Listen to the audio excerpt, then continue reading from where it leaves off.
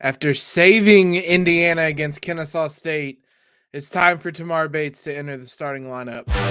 You are Locked On Hoosiers, your daily podcast on the Indiana Hoosiers. Part of the Locked On Podcast Network, your team every day.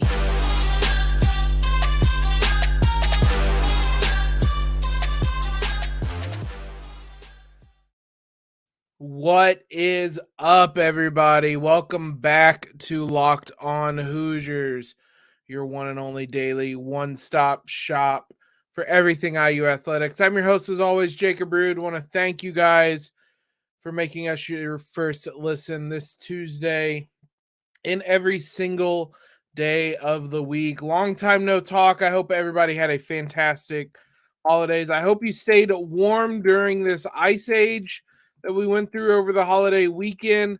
It was hard. It was very, very cold here in Indiana. We made it through.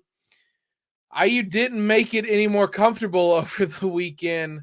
Obviously, they survive against Kennesaw State in that one. But for me, the biggest takeaway that we talked about in the open, Tamar Bates, it is time for that man to be in the starting lineup.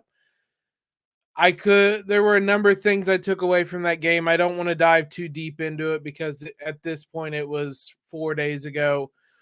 But I don't think this is that controversial of a topic at this point. Tamar Bates needs to be in that starting lineup. He bailed Indiana out on Friday. I was trying to think what day the game was. It was so long ago.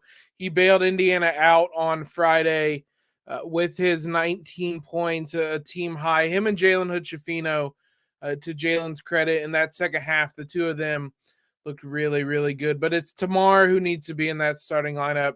IU badly needs his scoring. We're going to talk about IU and the problems with the offense in the second segment. So just kind of earmark that. A lot of the things I'm going to talk about, just earmark that. But IU badly needs his scoring in that starting lineup. Not just his scoring, but his kind of playmaking, his ability to create shots for himself, just all of that, just the type of player he is. Indiana needs that in the starting lineup. And look, Trey Galloway is still a very fine player, and he was hoisting on Friday, and probably, I mean, I don't think you should take minutes away from him necessarily. I think you should I don't even want to say take his starting spot away, because it's not that he doesn't deserve it. It's just placing Tamar in that starting lineup changes up the rotations, gets people playing with different lineups, and helps Indiana hopefully to stop avoiding these damn slow starts, because they plagued Indiana again. I thought I had gamed the system. I mentioned it to you guys. I bet on Indiana, live bet on Indiana with Bet Online early on. I can't remember the score. Indiana was down 4. I thought, this is it. I have them right where I want them. I bet on the Hoosiers to cover, or the Hoosiers to win by 12.5. They did not cover that until Tamar Bates free throws at the very end of the game. I had no business winning that, but IU continues to get off to these slow starts. There's a number of reasons for them. I think one of them can be helped at least by putting Tamar in that starting lineup, somebody that can be a scorer in a number of ways. And we've seen it. He'll get to the rim. He'll hit the mid-range.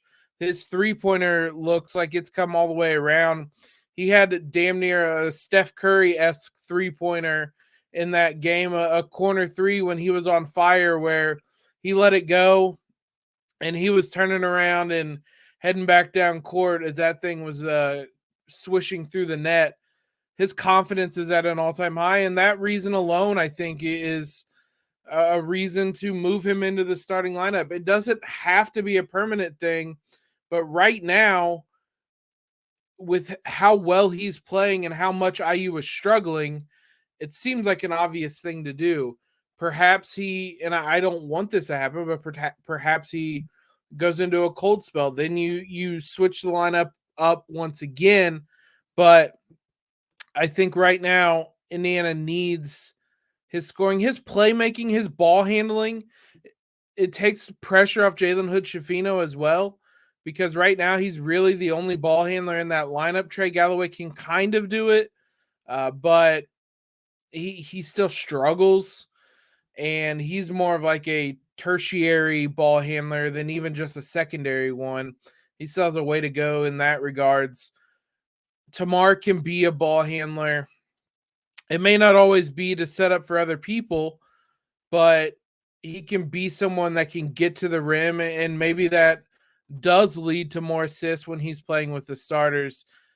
We also know that Trey Galloway's energy translates off the bench just fine. He did it all of last season. It didn't impact his level of play, and he still closed games when he was playing well, when when Parker Stewart wasn't playing well. Trey closed games, and we saw that can still be the case. You can still finish with your 5 best guys. I think both Trey and Tamar probably are among the 5 best IU players right now, and you can still finish with them in certain games. I just think that right now Tamar helps a lot of Indiana's issues. IU's offense is in a rut, and like I said, we're going to talk about that here in a minute. They escaped on Friday. That was ugly when it didn't need to be.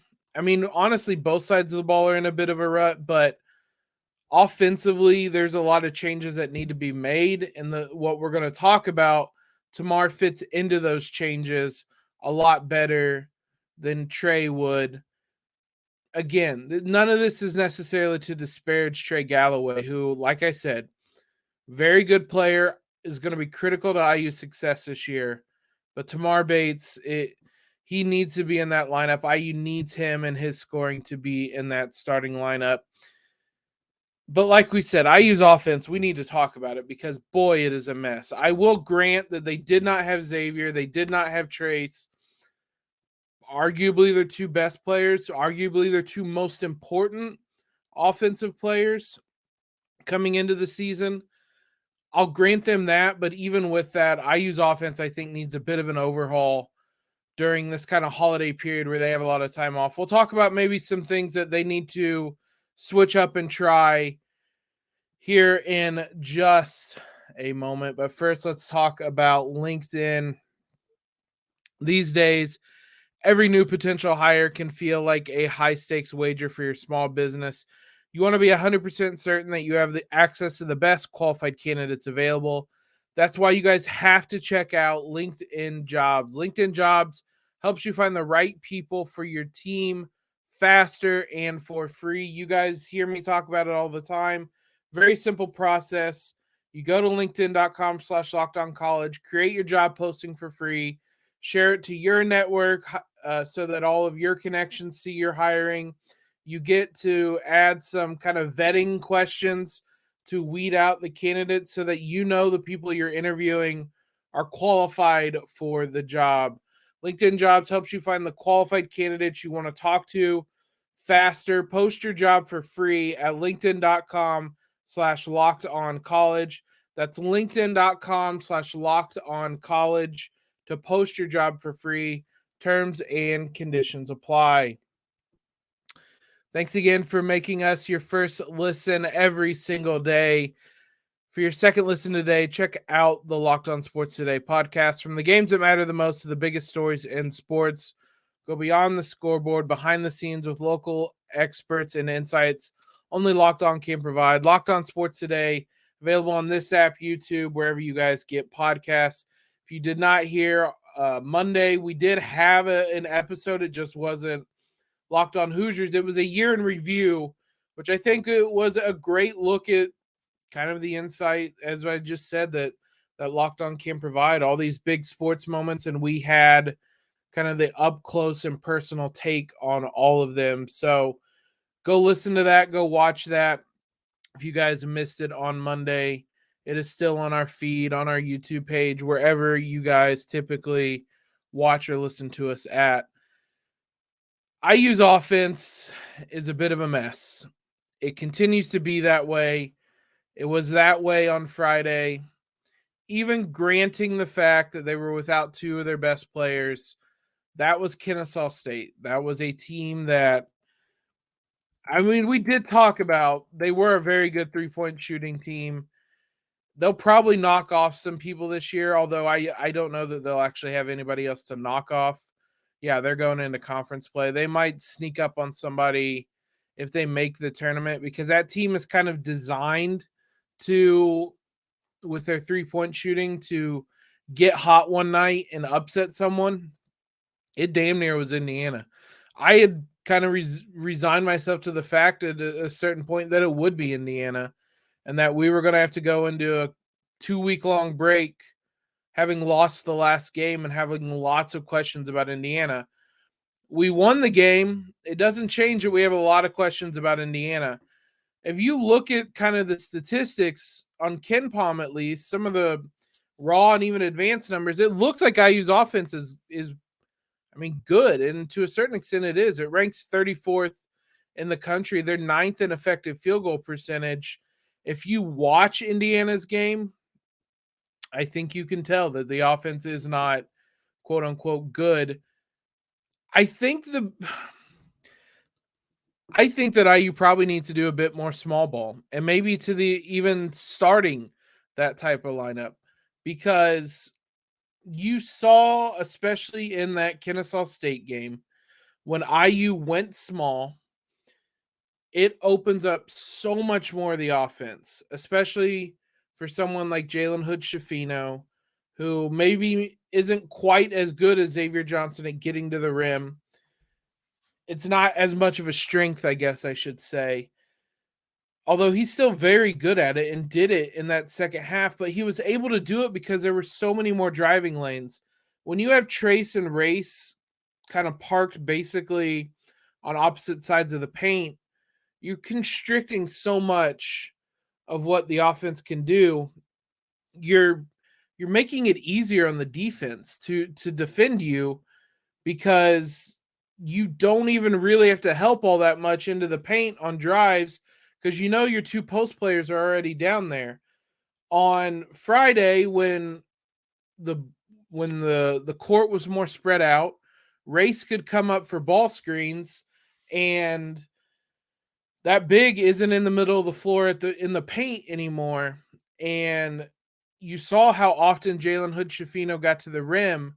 You saw it could lead to kickouts, to swing passes, to open looks from a number of different guys. It just freed up things more. Now, again, the caveat is on Friday, you didn't have Trayce Jackson-Davis. When you bring back Trayce, how do you work that into there? Because it's really hard to bench Race Thompson. He was fantastic on Friday, and he's played really well in these couple of games without Trayce. I thought he was, I really, really enjoyed watching him playing in a small ball lineup. 4 points is an understatement to what he did, because he had 14 rebounds, 3 assists, and 3 blocks in 38 minutes. He was so good. And so it seems almost unfair to bench him. The problem is when you have Race and Trayce in the starting lineup together, it's really hard to play a style in which both are effective. We saw last year at times, not even at times, for a chunk of the end of the season, IU kind of went to something like this with that high ball screen action with Xavier and Trayce. It led to Trayce backpacking the team, Xavier playing really well. But we kind of mentioned it after the season. Race just kind of fell off into the shadows a little bit, because he was relegated to like a corner spot up shooter. I don't have the answers about how you integrate both Race and Trayce into a lineup while also playing small ball. What I could tell you that would make things easier is if Trayce would step out and shoot some jumpers. We've seen him do it in workout footage, but clearly there's a a hurdle there between doing it there and doing it in a game that he doesn't really want to clear right now, or I guess ever in his college career. He's going to have to do it in the NBA, or it's like he's not going to have a career, but he's just not going to do that right now. So as a result, I think in general, you need to be doing more high ball screen actions and spreading the floor more, because it brings at least one of the bigs out of the paint, and at least you basically don't have two bigs just kind of camping near the rim. It also gets guys moving a little bit more, gets the ball moving more.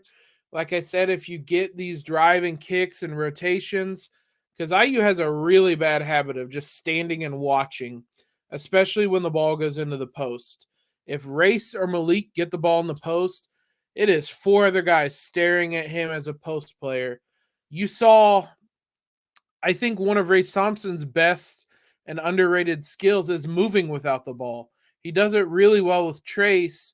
He did it, I specifically remember on Friday, where he just cut from the top of the key down the center of the paint, and Malik found him for, I don't remember if it was a layup or a dunk, but I just remember a simple cut because his defender had turned to look at Malik, and Race just went backdoor right behind him. There aren't enough guys that do that type of stuff, whether it's a cut to the ball, a cut through the lane, even just setting a screen off the ball on the weak side to free up a shooter, just to catch guys ball watching. IU doesn't do that.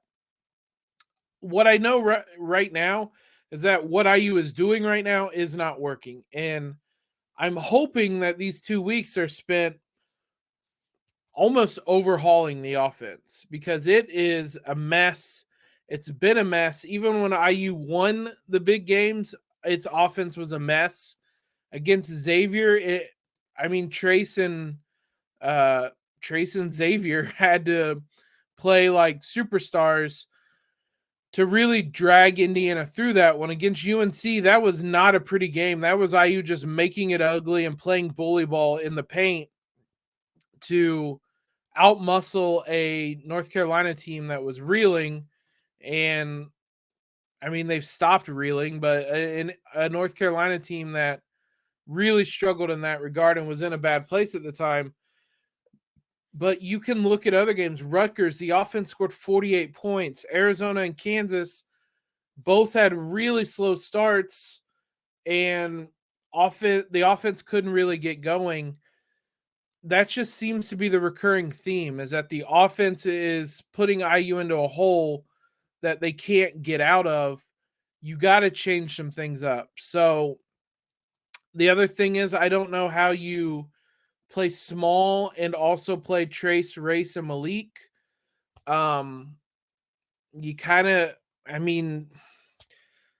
it's a tough situation. I think Malik could be really good in high ball screen and kind of dribble handoff actions with his ability to handle the ball, and it puts him in different situations, because right now he's really struggling to be effective. On Friday, he had 5 points, 4 turnovers, 2 rebounds, 2 fouls, an assist in 15 minutes. That's what led to Race having to play 38 minutes, was some of his struggles. So it might help him kind of ignite things as well. I'm not certain about all the answers. I think small ball is a way to go, but maybe not even just small ball, just some high ball screen action that we know worked at the end of last season. Integrate some more of that into the offense. It'll help Jalen. It'll help the offense as a whole. That's another case for putting Tamar in the starting lineup. He can run those ball screens as well. He can knock down the shot coming off a dribble that both him and Jalen can do. Adds another element to the offense that isn't there much when you have 2 guys in the post, because mid-range shots are just going to be contested with where the defense is just kind of set up. So IU's got to mix some things up offensively, and that was my kind of overall biggest takeaway from that Kennesaw State game, was the offense is broken and something needs to be done to it. Let's end the show on a positive, talking about some of the good things we've seen through Indiana or of Indiana through these first 13 games. We've kind of talked about how things aren't working and how they should be doing things for most of this episode. It's the end of the year. IU won't play again until 2023. Let's talk about some of the stuff, some of the positives we learned about this team so far this season. Before we do that, let's talk about something a bit more serious. You're hanging out with some friends, putting back a few drinks. Few becomes too many. As the evening is coming to an end and people start to head out, you're thinking of calling for a ride, but I mean, you live nearby. You can make it home okay. It's not really that big of a deal. What are the odds you're going to get pulled over anyway? And even if you do, what's the worst that's going to happen? Your insurance goes up, or you lose your license, your job, you total your car, you kill someone. Everyone knows about the risks of driving drunk. The results are tragic and often deadly. However, that still doesn't stop everyone from getting behind the wheel while under the influence. That's why police officers are out there right now looking for impaired drivers on the road to save lives. So if you think you're ready or you're okay to drive after a few drinks, think again. Play it safe and plan ahead to get a ride. It only takes one mistake to change your life or someone else's forever. Drive sober or get pulled over. Let's end on some positives. And I just kind of jotted some of these down as I was thinking about it, kind of preparing for this show. They're in no specific order, but what are some of the good things we've learned about this Indiana team? Well, Trayce Jackson-Davis is still him. Like, he is still a dominant force. It wavered a bit at times during this season. I don't know. IU's played two really, really good teams, like two of the best teams in the country in Arizona and Kansas in back-to-back games. That probably played a bit into it. His back might have played a bit into it. But, I mean, he's still been otherworldly. The Xavier game, we don't win without him. He gets a triple-double against Nebraska. The North Carolina game, we don't win without him. Like, he's still been an absolutely fantastic and a joy to watch, a fantastic player and a joy to watch. So just getting a chance to continue to watch Trayce is awesome. I can't state this enough. Enjoy watching him. Like, don't take him for granted. I see a lot of critiques of him, especially in the comments on YouTube. If you guys want to get into that conversation, head on over and subscribe. I just want to make sure people don't take for granted how great he is. IU's going to have a massive hole to fill next season. Fortunately, we have an entire Big Ten season, an NCAA tournament, all of that to get to watch Trayce before we have to worry about that. But he has been incredible, and I've just really enjoyed watching him. Jalen Hood-Schifino seems to be the real deal. Again, injuries seem to be the main thing that have slowed him down. And outside of that, statistically, he may not be putting up the numbers of kind of a star freshman. Anybody who's watched Indiana knows there's a kind of a night and day difference in this offense when he's playing versus when he was not playing. And you saw on Friday when he is the lone guy. I don't want to say he's ready to take over, basically. And we saw that in the second half. Finishes with 18 points. I think we're in store for a big run from him. It felt like he's really starting to get into the groove. He had 17 points against Elon before that. So he seems to be really settling into a groove. And I think these couple weeks of practice to be that guy to work on being the point guard and getting comfortable in that role, I think we could be really set for a big, big conference season. I was going to say big Big Ten season, but that was too many bigs. A big conference season for Jalen. Malik, he has high potential. It's a high variance right now with Malik. We saw him at his absolute best early in the season. I think maybe that Xavier game might have been the high point just in terms of his impact. He closed that game and was making plays on both ends of the floor to close that game in a win that I think will probably stand up as IU's best non-conference win of the season. That and the UNC game are going to be really the only two, but that Xavier win was a good one, and it's holding up so far. Xavier looks to be kind of the real deal in this one. But Malik, when things are going, he can be a really special, impactful player. Tamar, we've talked a lot about him. He seems to have made the leap from his freshman to a sophomore season. It was a little slow early on. I wasn't certain. He was impactful, but again, statistically, it wasn't showing up. But boy, if that Kennesaw State game is anything to go off of, he's ready. And I think that he's been ready before that. I think he's played with a lot more confidence this season. He's just looked the part a lot more this season than he did last season. There were spurts and moments and even a game or so here and there where he looked good. But Tamar really looks apart. Really, I mean, he hasn't had many bad games. Even his bad game against Kansas, I thought he did a lot of right things. The shots just weren't falling. So I'm excited to see what the Big Ten season has in store for him. Hopefully it has a lot of starts in store for him. Miller Kopp shooting. I would be remiss if I did not continue to eat crow on Miller Kopp, who is an absolute joy to watch this season. One of the best three-point shooters just in the country, not even just like for Indiana or in the Big Ten or anything like that. He is 44.6% as a three-point shooter, 29 of 65. Just fantastic. Like, IU could not ask for more out of him on and off the court. I love his TikToks. If you guys haven't seen them, the videos where before each press conference, he has a word. He gives a word to whoever's doing the press conference with him. If he isn't in it, he'll give it to the two guys doing it. It's a word or a phrase that they have to work into it. It leads to some really funny quotes. It's a joy to watch. He seems to be one of the team leaders, and he's also been a leader on the court as well. So shout out to Miller for a really strong non-conference season. Again, hopefully it carries over into the Big Ten. Ultimately, the last kind of positive, this team has potential. And I think that's clear.